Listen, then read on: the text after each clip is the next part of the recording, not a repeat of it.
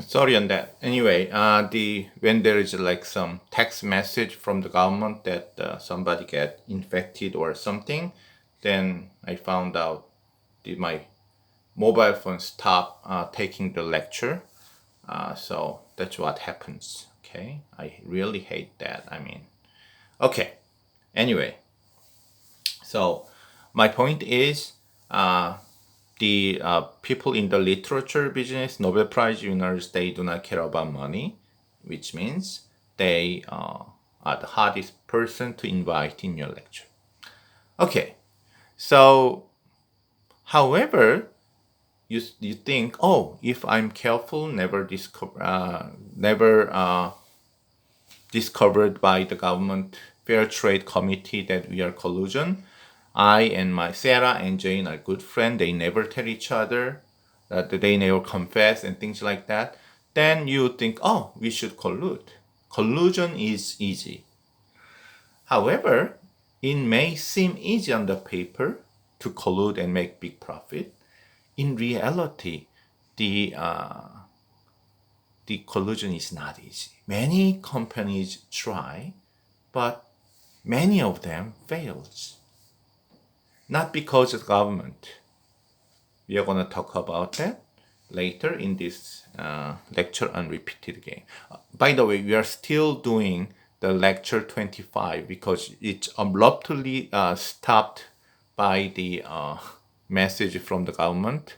So please, this is kind of lecture 25-2, okay? Continuing from the previous lecture. I do not know how to connect each other, so I'm going to post it separately. Okay, as I said, this is basically the the collusion game. People, Sarah and Jane, if they collude and charge high price, their profit is 200. If they compete each other, it's 100. But then it's kind of when Jane is collude, kind of keep the promise with Sarah, keep the promise to collude, but Sarah kind of betrayed. We call it deviate sometimes in economics. Sarah kind of cut the price. Then Sarah gets the big profit because Jane's customer come to Sarah, and Jane is gonna have a big loss, which is zero, considerably less than 100 or 200 she might have gotten if Sarah did not betray, did not deviate. Deviate. Okay? But if you look at this game has a dominant equilibrium. For Sarah, when Jane is compete 100, collude 0. Okay, collude means like you allow Jane to betray you. So compete is better. When Jane collude, Sarah collude 200, compete 300. Which means when Jane has a fixed price like $6 or $8, Sarah always get better with $6 rather than $8. Same for Jane. So that fits exactly the definition of dominant strategy. So both Sarah and Jane will choose the dominant strategy, and so the equilibrium will compete, and their payoff would be 100. But then that is the equilibrium we would expect when Sarah and Jane sells the apple only one day. Okay?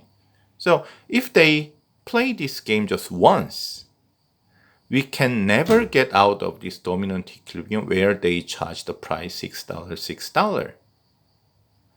However, when we talk about collusion, we automatically kind of assume that they are doing business over and over and over again. We call it a repeated game. So this game, if played just today, the 1st of September, that's it. But then Sarah and Jane is in this business for a long time. They not only do the business 1st of September, they do it 2nd of September, 3rd of September every day for the next 10, 20 years. We call that a repeated game. So if they keep doing that, there is a way to get out of this compete, dominant equilibrium game. Okay? So, the repeated game we are going to talk about, or collusion game, is in another word, if you repeat a game which has dominant equilibrium over and over and over again, then there is a way to get out of this dominant equilibrium result. Of course, it is totally different game. Playing this game once or playing this game million times, they are totally different game. So if you have a dominant equilibrium of this game which played once, that does not mean if this game is repeated over and over and over again, you have to keep playing the dominant equilibrium. If I may tell you, the basic idea is, if you repeat it, it's like a carrot and stick strategy. Like I tell my son, if you behave very well, if you study very hard today, tomorrow I'll buy you something very good, expensive toy. If you do not work very hard, I will not buy you toy. I will not buy you anything. You are grounded in your room for the rest of semester, kind of thing. So, repeated means you have a chance to praise him, compensate him, or punish him in the future because the game continues. So by threatening him that if you don't behave well, I'll punish you. But if you induce him, like if you behave well today, I will tomorrow compensate you with great prize. That way you can make him behave as you want today. Because tomorrow he might be punished or he might be compensated by you. So the fact that there is a future that you can do something about your opponent can be a leverage in order to make a promise, please behave well today, kind of thing. So that's the basic idea. We are going to tackle this problem mathematically in the next lecture. This has been the lecture 25-2. Okay, see you in the next lecture. Thank you.